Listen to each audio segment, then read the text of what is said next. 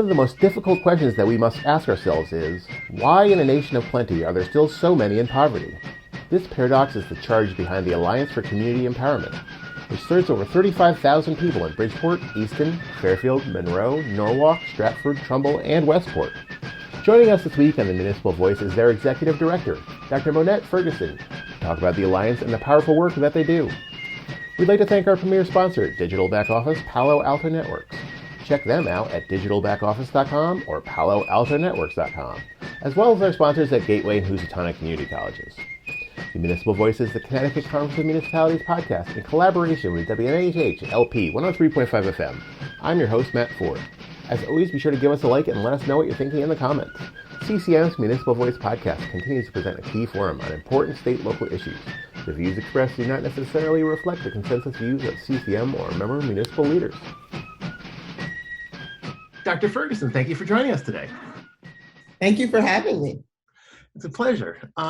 So before you came on the show, we did some research and learned some more about your organization. And I read that the Alliance for Community Empowerment has a very long history. It was actually founded during the Johnson administration. Could you tell us a little bit about the Alliance and your role there? Absolutely. So the Alliance for Community Empowerment was, you're 100% correct, founded during the War on Poverty. We are one of 1,300 community action agencies across the country, founded by Congress to give a local approach to the war on poverty. This means that folks can come into an office in their own community, see folks that look like them, sound like them, may even be their neighbor, to help them through tough times. So again, we are one of 1,300 of these organizations across the United States. We will be celebrating our 58th anniversary this year. Again, the war on poverty is still being fought, unfortunately, but thankfully, organizations like ourselves are still standing. I am proud to be the executive director of this organization. I've been with Alliance for a little over 20 years. I am proud to say that I attended the same preschool, the same Head Start program as a child that I had the honor of directing for 10 years before I was elevated to this position. Oh, wow. I was born and raised in the same community that I serve every single day. And it is just a blessing to lead such a wonderful organization. Yeah, so it sounds like you really kind of come full circle in a lot of ways. Absolutely, absolutely. Looking at your organization's website and thinking about some of these issues, there was a striking statement that says, we have a paradox of poverty in the midst of plenty in this nation. And that idea goes back to Johnson's war on poverty. Considering that organizations such as the Alliance, we haven't eradicated poverty yet, but it does seem like we've made progress on some fronts. Where are we in the fight against poverty? So I could say that we have, when I say we, I consider myself a soldier in this fight as well, have created opportunities. And a lot of times when we think about the war on poverty, we think about a lack of access and opportunity for folks who are most vulnerable. That's the way that the Alliance approaches it, and that's the way it's approached across the country. So we definitely want to touch the most vulnerable. Over these last almost 60 years, we've had a lot of folks evolve out of poverty. But we've had a lot of folks join that same area where folks are still striving to survive. And that means, and we know our data tells us, these are poor Black and brown folks. These are children. These are elderly folks. These are our most vulnerable folks in the community. Though we have made strides towards progression, we have not won this fight. So some may say, what does it take to win this fight? And in this case, it's not more soldiers, it's not more guns, it's more resources. It's resources from philanthropy. When we think about a world of plenty, this paradox, we're here in Fairfield County, where we have some of the most affluent folks in the nation, sometimes in the world, that reside right here in our backyard. So we want to tap into philanthropy and help them understand how they could care better for their neighbors by giving. Also, we want the federal and state government to understand that we also need their help in this fight. Definitely. Talking about it just now, we talk about it sometimes using terms like, a war on poverty and stuff like that. But, in this war, are there casualties? What is the end result for some people in this? I would have to say there are absolutely casualties. We know that there are policies, there are public policies, and that really do not stack the deck for folks. Sometimes it stacks it against it. There is systematic racism, and there are economic barriers and strongholds that really don't allow folks to move forward in the way that we think of the American dream should be accessible to all. So when we think about those casualties, we think about people who are striving to survive. We think about people who are affected by trauma, mental illness, drug addiction. We think about elderly folks who are not making enough to make ends meet, so they end up in, in knee-deep debt situations, or they end up not being able to save, for their final days so they can live their best lives. We think about young folks who are striving to go to college and can't afford the debt that comes along with that. So there are many casualties when this war on poverty, but again, we are optimistic. I always say I need to put myself out of work. If I put myself out of work, I've done a good thing. You succeeded. This is what we strive for. So we touch the most vulnerable, we help them, each one reach one, each one teach one. And then by creating this chain, of folks who could touch each other with resources, opportunities, and access, we could continue to make progress. There's a lot of inequality in our society right now. During this pandemic, the top 1% has seen their wealth grow. From your experience, what does that do to the concentration of wealth at the top, do to those that you serve? Does it seem like a rising tide has lifted all boats, or are other people missing out? I definitely think that the 1%, because they make smart investments and they have access to capital, rode that wave to more prosperity during COVID. There was some smart investments. If you had that foresight and you got in on the ground floor, we see where folks like Jeff Bezos and his peers really were able to thrive during that time. And then we see folks that were more vulnerable, that were working hourly wage jobs that ended during COVID, that were not able to make ends meet, and poverty was already a part of their daily operations, and they were really struck with no income or very little income. They were struck with illness. They were struck with loss of life or loss of health, which really created, again, a lack of ability to bring income into the household. No childcare. I could go on and on and on with all the barriers that were created for regular, everyday working folks. And again, compounded for folks in poverty during COVID, where we did see across the way here, other folks really thriving. I have to say that Alliance was the recipient of great philanthropic gifts during that time. I have to say organizations like Fairfield County Foundation and other philanthropic organizations, really the Tauk Foundation, really reached out to us to say, you all are boots on the ground. What do you need?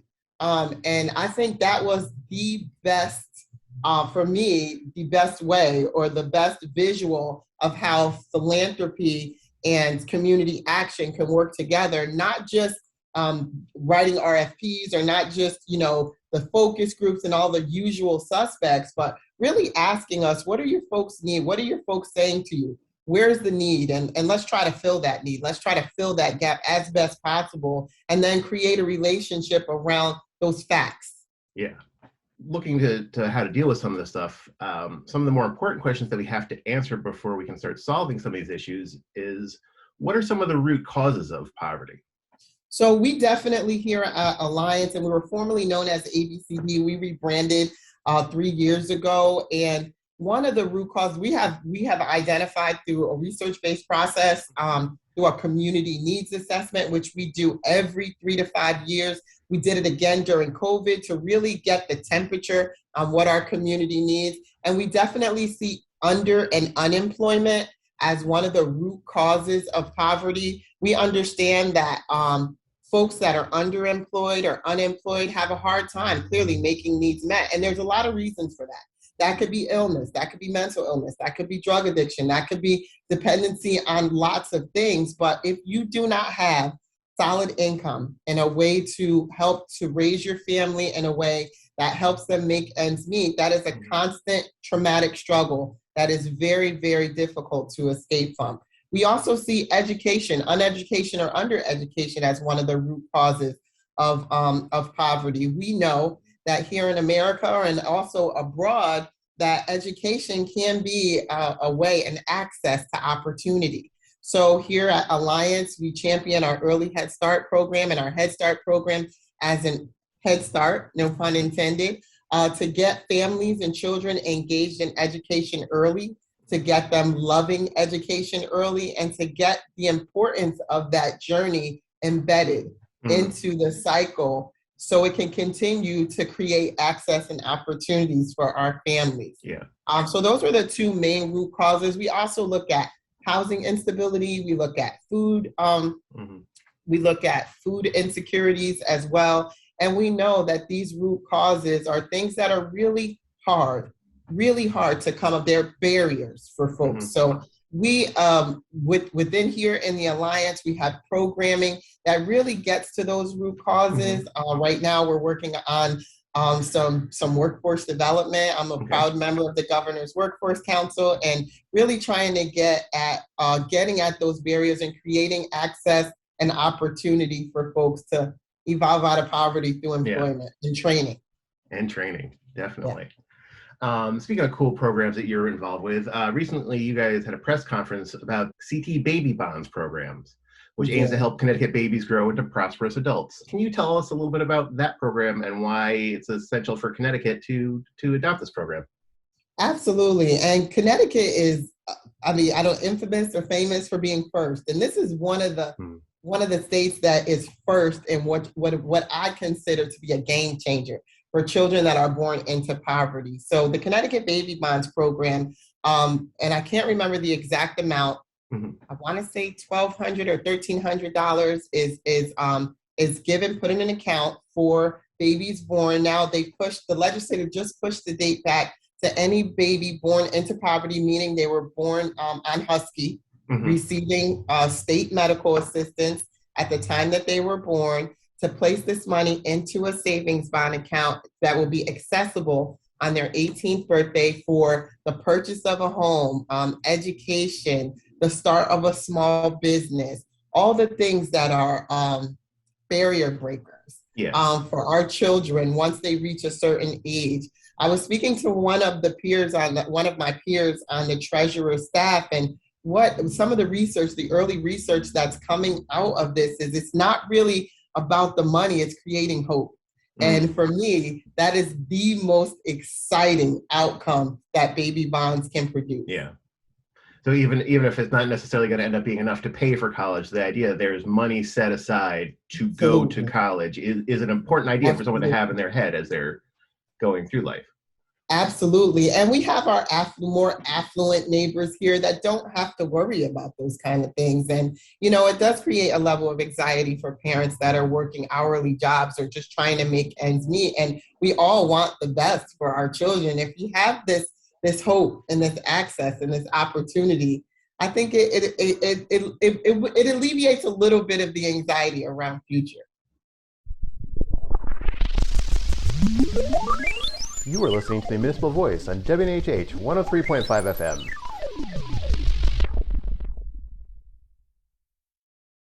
The Alliance seems to be broken up kind of into 4 departments: early learning, energy assistance, youth services, and then supportive services. Can we talk a little bit about them kind of one at a time and why they're important, why they are one of your kind of 4 main focus areas? Absolutely. Earlier, we talked about barriers and we talked about those root causes. So early learning, to our earlier point, really gives early access to quality early childhood experiences. Those programs are federally and state funded. Right now, of course, we're experiencing a workforce shortage that we are working on steadily, but we know that the economy is built on childcare, quality childcare. And we know that folks can't get back to work and have a concentration on what they need to do every single day unless they know that their babies are safe and cared for. So early learning is a core program within Alliance for those very reasons.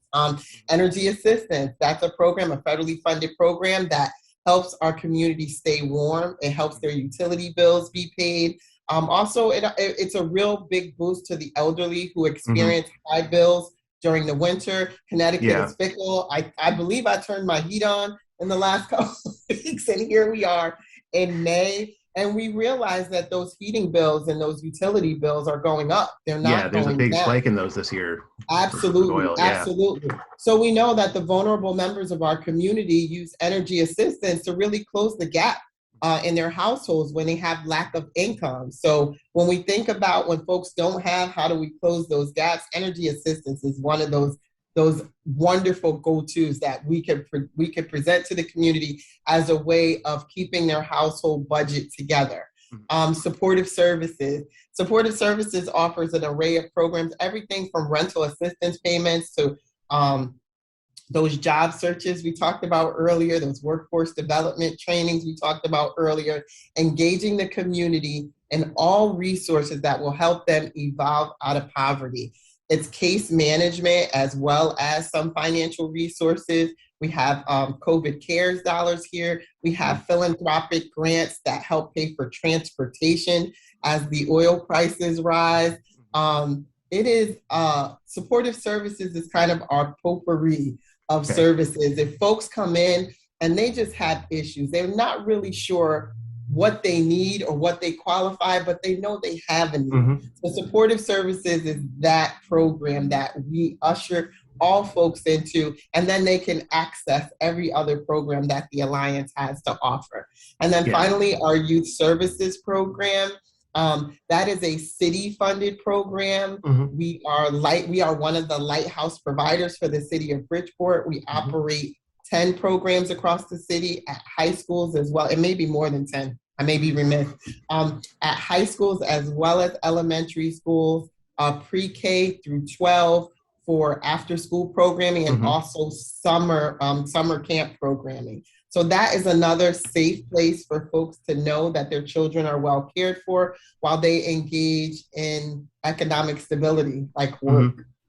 So if someone is interested in some of these programs you just mentioned, is there information about them on your website? Should they just come into the offices? Like, what's the best way for people to start looking into what you could help them out with? Absolutely. So the website is a good start, but we know we have a digital divide in our community, so we don't want to send folks to a place where they can't go. So we also offer folks the ability to just pick up the phone. And that number is 203-366-8241. They could get right to they have access to all our programs through our website as well as our phone number. And then also we have reopened to the public. We know COVID had closed our doors for quite a while, but now we feel secure enough with using all the CDC safety measures. We're still mask wearing here. We're still keeping social distance. So we welcome community members to visit any one of our 4 social service sites, as well as our 13, I think we're up to 15 early learning. So they can look it up online, they can call you guys, and if they put on a mask to be safe, they can come visit you in person if they need to. Absolutely. Absolutely. So, any way that they can get to you or whatever, you can help them out. Absolutely. You know, a lot of people talk about education. A lot of people hear about Head Start, but don't necessarily understand the connections to things like future income. Could you explain a little bit why this early education is important to adult income and the future generally? Absolutely. And I'm going to connect your question specifically to Head Start, because Head Start is near and dear to me. And the difference between Head Start and any other early childhood experience is the wraparound services that the federal government affords along with Head Start. So you're not just able to drop your child off and go safely to work and know that they're safe when you go to work and they're learning and they're achieving school readiness goals while they're in a safe environment. You're also getting case management from a caseworker that's helping mom and dad work on their future goals to get access and opportunities, as well as your child's educational goals. So that opens up access and opportunities to them. Head Start is a proponent of school readiness. We absolutely know and we value the fact that every child that comes through our program is what we deem to be school ready. They are assessed. They are given all the resources, all the educational resources they need, including breakfast, lunch, and snack, and nap, which is really important to well-being. Can't forget about nap time. Me either.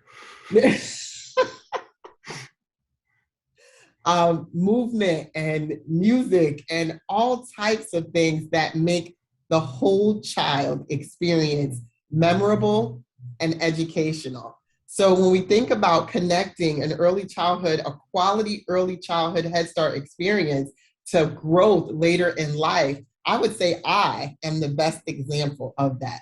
I was a product of Head Start right here in Bridgeport, and I always loved to learn. It started my love for learning. My mom got her first job through the Community Action Agency that I work for today, and it helped propel mobility through my entire family just through a Head Start experience.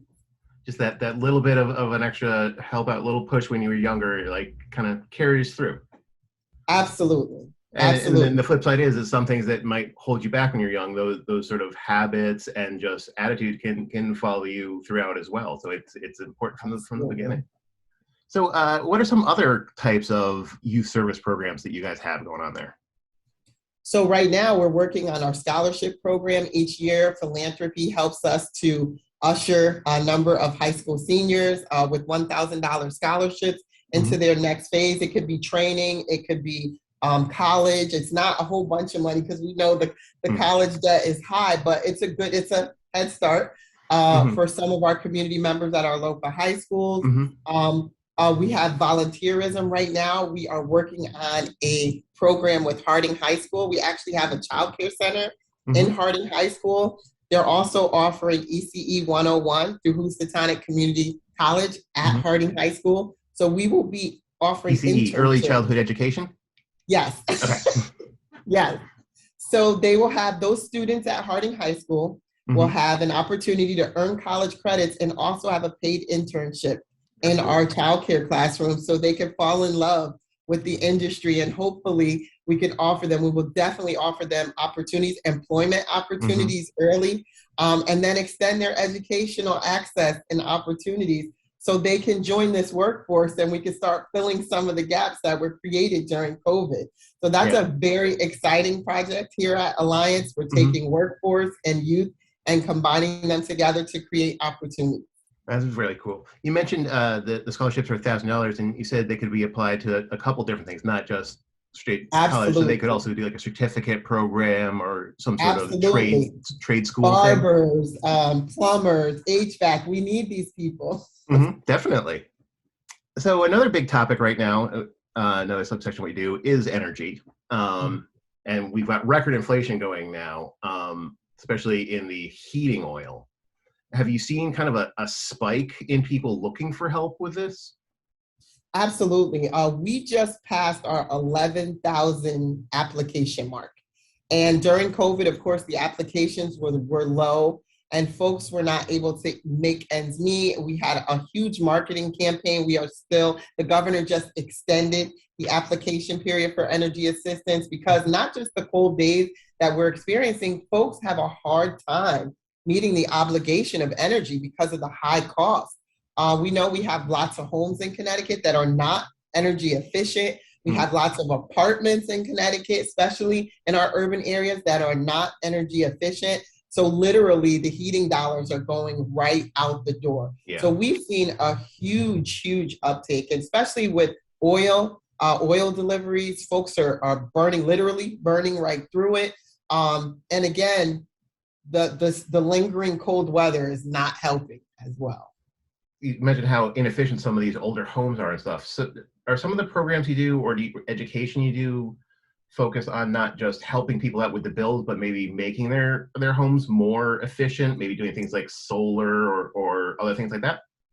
Absolutely. So we've had lifelong partnerships with the gas company and the UI company to help with these efficiency issues. We also have a clean test and tune program that folks that qualify for the energy assistance program automatically qualify for an efficiency test with their furnace, with their existing furnace, and that could provide a new energy assistance furnace once that assessment is completed. There's a whole list of things that can be done within this grant program, all the way from a new furnace to winterizing or making it economically sound to keep the So furnace. as simple as insulation, but it could be as much as replacing an Replacement. old furnace with a new, more efficient furnace. Absolutely, absolutely, and that's really the goal, right? You want to get folks to a point where they're not literally the dollars aren't going out the door. Yeah. And I think, everyone would benefit if we all are a little bit more efficient and save fuel, because we certainly know it's getting more and more expensive all across the board there. Absolutely. And for some of your kind of more general services you guys do, you have so many programs in a wide array of areas, GED classes, but it goes all the way to mortgage assistance. What would you say is the number one thing a family or individual can do to help themselves succeed? So I think for one thing is just to be in the know, which is not always easy. I think what we struggle with here is getting information out to the public about these awesome programs that we have, so they are accessible, so we can create opportunities. So once we make them accessible, we love to have community members to pass on that information, not just for themselves, but to their loved ones, families, and friends. So for folks to start this evolution or get involved in this evolution out of poverty, we want folks to know about these programs. And again, it's just a hand up. It's not a handout. And I know folks are proud and folks are traumatized, right? We have COVID still lingering over our shoulders. We have lots of folks in debt, and folks are really looking for just that hand up. And that is what Alliance is here for. This year, we are really digging into our new slogan. We want to be that good neighbor. Our new slogan is Alliance is your neighbor. And what is a good neighbor, right? So a good neighbor has that cup of sugar. A good neighbor has that cup of coffee, and sometimes maybe a couple bucks to get that bill paid. And that's what Alliance wants to be to the community, and that's what we are to the community. That's very cool. Talking about all these different programs you guys do, one of the ways that you actually came to our attention for the show is that over at CCM, we're doing a program with Wilfred Kirkcaldy, which you guys are sponsoring one of the stops on this tour. It's called Sheer Will, and he's had a pretty wild life with a lot of ups and downs, and a lot of the downs that might have kept other people down. He found ways to get through it and succeed. So he's doing a talk sponsored by you guys at the New Hope Baptist Church in Bridgeport on Friday, May 20th. Yes, which is pretty cool. Very cool. He seems like a very, very cool, very interesting guy to listen to him talk about his life and stuff. Absolutely. And inspiration and motivation comes in many ways. And sometimes we can have it around us, but then sometimes it comes from outside sources. And we were blessed to be contacted by you all so we can engage in this opportunity to have our staff and community members hear about this gentleman's journey, and it would inspire and motivate them to push on another day. Lots of times we have guests on the show that run different charitable organizations. We've had, the Coalition to End Homelessness, and we ask about that work specifically, the problems of poverty and homelessness. But we also like to ask organizations where they see the future. Do they see a future, as you mentioned, where you don't exist any longer? And where do we get to that world? What does Alliance need, and what does Connecticut need to make that future a reality? So Alliance relies on community partners. None of this work, we can't put ourselves out of business alone. We need to lock arms and braid our services together and our opportunities together with community partners. So like the program we just talked about is us and you, along with Dalio Philanthropies. So three coming together, And sometimes 3 is 30, and sometimes 3 is 2. Whatever it takes to create those tools, or to give those tools to community members, to remove the barriers, to create access and opportunity, is what Alliance is here for. So I see ourselves continuing to build that bridge. I see ourselves continuing to create relationships and strengthen relationships over time, so we could create access to opportunities for all. Yeah. So a really important part of what you're doing is not just the programs themselves, but connecting the private sector money with the needs of the public. Absolutely. Right. Absolutely. And you've talked some about the philanthropies and some of the federal dollars. Did any of the American Rescue Plan dollars come to you guys? Has that been helpful for you and Absolutely. other organizations in Connecticut? Absolutely. So through the city of Bridgeport, we completed RFPs that were successful for Mm-hmm. specific programs here in Bridgeport. In addition to that, the Head Start program was recipient of specific CARES Act dollars for those families that were engaged in those programs. And then the Energy Assistance Program as well, our Mm-hmm. CSBG dollars also has CARES to expand and create flexibility for those programs, some of the supportive service programs that I talked about. So CARES Act dollars, American Rescue Plan dollars have been a huge part of moving the needle for folks that were already vulnerable and already feeling the sting of poverty to help evolve out of a hole that was made a little deeper by COVID. Yeah, definitely. So we've talked about how people can find out more about your programs and how to get some help from you guys. But I also wondering, how could people find out about maybe how they could help? Is there volunteer opportunities with your organization, or do you connect them with other organizations? So we just started opening up volunteer opportunities within the early learning division, and also throughout some of our programs here. We have relationships with the local colleges and also Housatonic for volunteerism, specifically mostly to early learning, but also with creating access to job opportunities through the workplace and career resources. Summer's coming along, so we want to create internship opportunities for young folks here in the organization. So folks can go to our website or give us a call if they're interested in volunteering or donating time or money. We will be happy to have that conversation. That's very cool. And you do some stuff with Housatonic Community College? Absolutely. Housatonic is one of our strongest partners. They're a sponsor of the show. Yeah. I am a proud graduate of Housatonic Community, so I'm an alum of Housatonic Community College, and lots of our staff and lots of our parents get another literal head start from the community college system, because it's not really all about also a college experience, it's also a community experience at Housatonic. Definitely. Well, Dr. Ferguson, thank you so much for speaking with us today about all the important work your organization does. Thank you for having me. We'd like to thank our guest, Dr. Monette Ferguson. I'd like to thank our premier sponsors, Digital Back Office Palo Alto Networks, who you can check out at digitalbackoffice.com and paloaltonetworks.com, as well as our sponsors, Gateway Community College and Housatonic Community College. Learn more at gatewayct.edu and housatonic.edu. The Municipal Voice is a co-production by CCM and WNHH 103.5 FM.